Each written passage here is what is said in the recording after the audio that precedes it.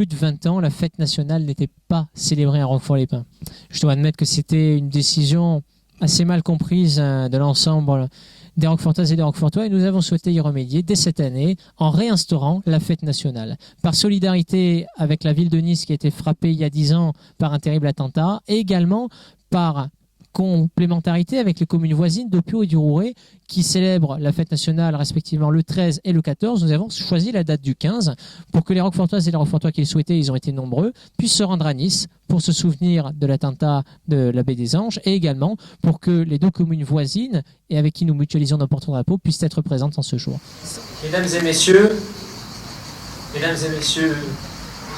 porte-drapeaux, mesdames et messieurs les élus, Madame le sénateur, très chère Dominique, Madame la conseillère départementale, très chère Vanessa, Mesdames et Messieurs les maires et adjoints de nos communes voisines qui nous font l'honneur et l'amitié d'être présents à nos côtés, je saluerai par ordre d'apparition à mes yeux Monsieur le maire de la Trinité, cher Ladislas, je vois Madame l'adjointe Martine Puma de Châteauneuf, Monsieur le maire de Sipierre, cher Gilbert, Monsieur le maire d'Opio, commune voisine et sœur de Roquefort-les-Pins, très cher Thierry, Madame la mairesse de Bar-sur-Loup, Delphine Carosi, Monsieur le maire de Gourdon, cher Serge Barral, Monsieur le maire et sénateur honoraire de Saint-Vallier-de-Thiers, très cher Jean-Marc, il se cache derrière, mais je les vois, il y en a encore certains, notamment chère Johanna, adjointe au maire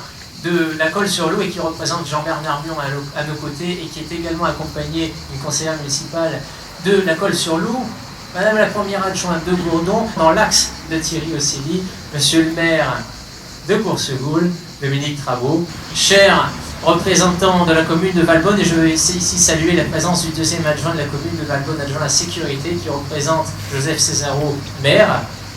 J'espère n'avoir oublié personne parmi les élus, car vous êtes particulièrement présents et nombreux, et je reviendrai dessus dans un instant. Je salue évidemment la présence de l'ensemble des membres du conseil municipal qui se sont joints à nous aujourd'hui, mesdames et messieurs les membres de la majorité municipale, et cher Laurent Alonso, conseiller municipal indépendant, mesdames et messieurs les autorités civiles et militaires, cher président de l'association patriotique et des anciens combattants de Roquefort-les-Pins, Patrick Bally, monsieur le secrétaire général, cher Doumé, monsieur le président honoraire, cher Gilles, monsieur le commandant Lecomte, qui représente ici également les communes voisines du Rouet et de Opio, et également monsieur le président de l'Union nationale combattant, section Opio-Le Rouret, cher Christian Dubois, en compagnie de la présidente honoraire, très chère Louisette Fabiani, mesdames et messieurs les représentants de la gendarmerie, et je salue en particulier le commandant Jarnigon qui nous fait l'honneur et le plaisir d'être à Roquefort-les-Pins pour cette célébration du 14 juillet que nous fêtons aujourd'hui le 15 juillet, ne serait-ce que pour le plaisir de vous compter si nombreux à nos côtés en ce jour. Évidemment, Major Guidi et cher adjudant, merci de votre présence. Monsieur le responsable de la police municipale, cher Laurent Choisy, monsieur le capitaine Marsal, capitaine honoraire des sapeurs-pompiers des Alpes-Maritimes et pompier sans doute le plus attaché à la terre roquefortoise que l'on puisse connaître dans nos cérémonies. C'est toujours un grand plaisir de vous compter parmi nous. Mesdames et messieurs, les représentants, messieurs en l'occurrence, les représentants du centre d'incendie et de secours de Roquefort-les-Pins, le CIS, qui représentait également le capitaine Olivier Blardone, commandant le CIS de Roquefort-les-Pins, qui n'a pas pu se joindre à nous, et comment manquer de saluer, et je conclurai par eux, évidemment la présence de l'élève officier Maxime Munoz du lycée militaire d'Aix-en-Provence, qui, il y a un instant, montait nos couleurs avec fierté et attachement. Mesdames et messieurs les représentants du Conseil consultatif des jeunes, qui avait à merveille procédé au dépôt d'une gerbe et marqué de cette empreinte la présence de la jeunesse roquefortoise dans nos cérémonies. Mesdames et messieurs les membres de l'orchestre harmonique de Saint-Paul-de-Vence, qui venaient comme de coutume depuis notre 8 mai dernier, célébrer et surtout embellir nos cérémonies roquefortoises. Mesdames et messieurs les membres de l'association de reconstitution historique La Madelon Bleu-Azur, présente en nombre, en tenue et en véhicule. Et mesdames et messieurs, chers roquefortoises, chères roquefortoises, nous sommes réunis ce jour pour notre fête nationale. Il s'agit de se souvenir de 3 date charnière dans l'histoire de notre nation. Bien sûr, le 14 juillet 1789, ce jour où les Français, révoltés, décidèrent de prendre la Bastille. Il ne s'agissait pas, à cette époque, de conquérir une place forte, de libérer des prisonniers, comme on peut le voir dans nombre de livres d'histoire. Il s'agissait avant tout de prendre la réserve de poudre de Paris. Car c'était à la Bastille que l'on stockait les munitions. Et nous avions à l'époque besoin de munitions pour prendre d'assaut un régime qui avait fait son temps et pour venir dans notre France dire que les valeurs n'étaient plus les mêmes, que les valeurs du drapeau blanc étaient abolies et qu'il s'agissait désormais de faire gloire et honneur aux valeurs de la liberté, de l'égalité et de la fraternité. Alors, et pour cette raison, on prit la Bastille. Tout comme un an plus tard, on prit place des places parisiennes et l'on fit la fête de la Fédération. Première commémoration et première marque de ce qui fit la grandeur de notre République dès sa création, car si je vous citais les 3 valeurs de notre devise, il y a une valeur que la République a érigée tant en enseignement qu'en mode de vie, c'est l'histoire. Notre République s'est bâtie sur l'histoire. Notre République, notre nation, s'est constituée autour de notre passé, autour de nos racines qui remontent jusqu'aux Carolingiens et Mérovingiens, mais également autour du fait de se souvenir. Car en 1789, et plus encore en 1790, quand lors de cette première fête de la Fédération, on décidait de rassembler tous les représentants des 83 départements d'alors à Paris, sur le Champ de Mars, on aurait pu dire que c'était un nouveau pays qui se créait, que c'était une nouvelle nation. Et au contraire, on décida que c'était la même nation, le même pays, mais le mode de vie qui allait changer. Et cette fête de la Fédération de 1790 nous fit dire il faut se souvenir de ce qui s'est passé avant. Il faut se souvenir de là où nous venons. Et c'est par l'histoire et par l'enseignement de cette histoire alors que nous pourrons nous bâtir en République. Alors que nous pourrons savoir ce que signifie être libre dans une nation qui fut opprimée par l'Ancien Régime pendant 2 millénaires. Alors nous pourrions mesurer le poids de l'égalité dans un pays où il y a peu encore, un homme, du fait du roi, comme on disait en ce temps, pouvait décider d'un seul de la vie de millions d'autres. C'était l'abolissement de cette seigneurie et de cette notion de suzeraineté au profit de la valeur qui nous fait honneur aujourd'hui et que nombre d'autres nations nous envient, qu'est l'égalité.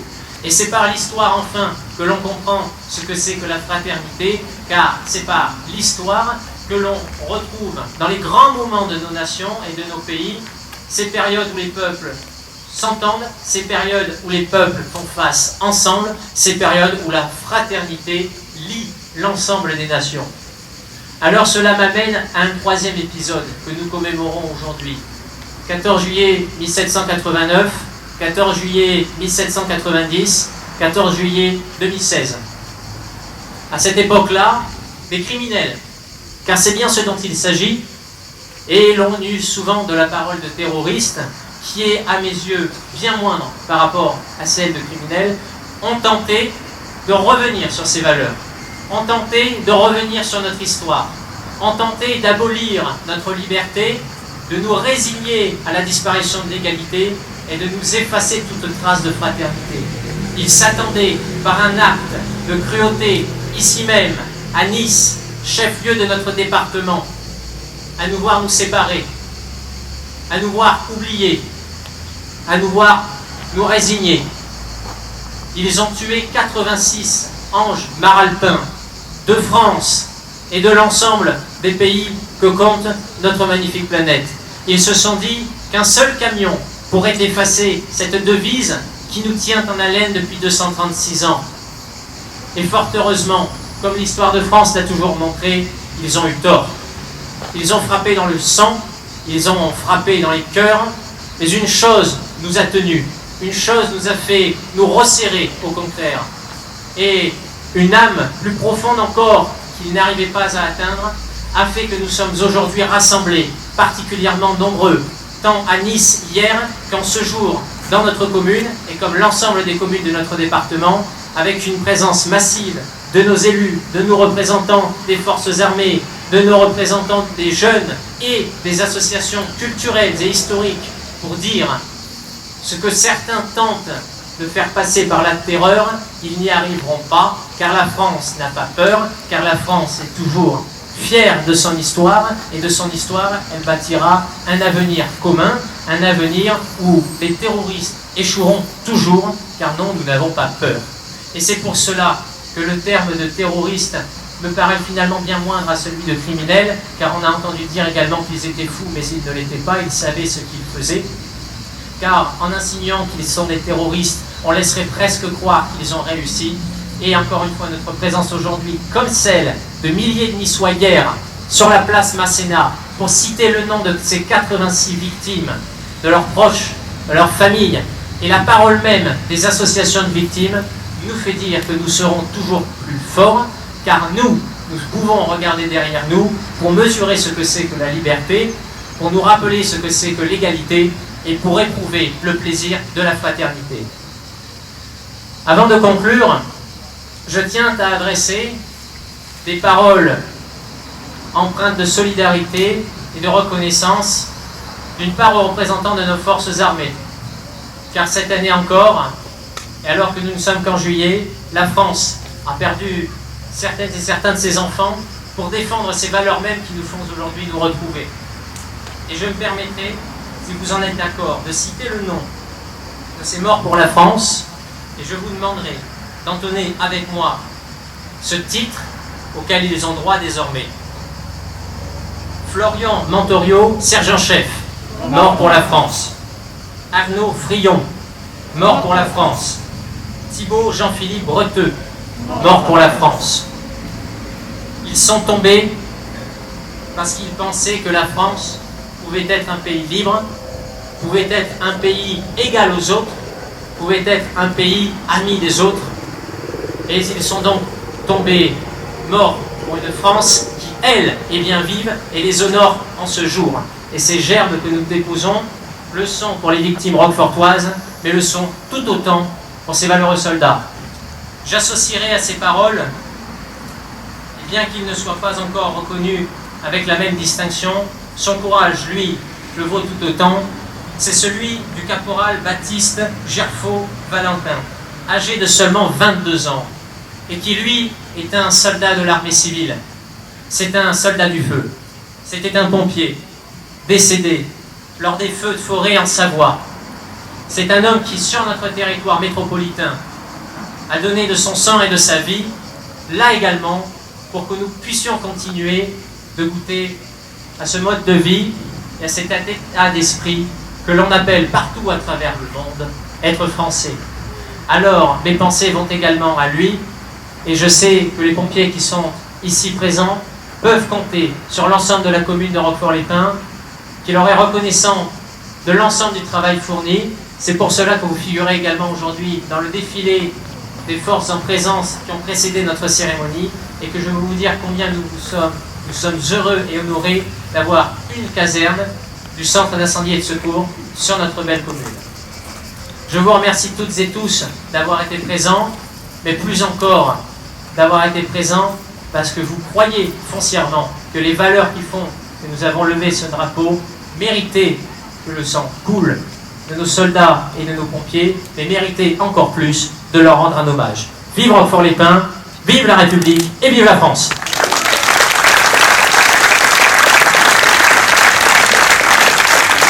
Je dois admettre que c'était un plaisir autant qu'un honneur de compter plus d'une vingtaine d'élus locaux, également une sénatrice, Dominique Estroyer-Sassonne, et madame la conseillère départementale Vanessa Lelouch, également adjointe à la ville d'Antibes. Et sincèrement, en effet, qu'il a été très bien vu des élus de notre territoire bien de réintroduire cette célébration, mais encore une fois, ça me paraissait essentiel. Et c'est presque logique. Ce qui était illogique, c'était de ne plus la fêter.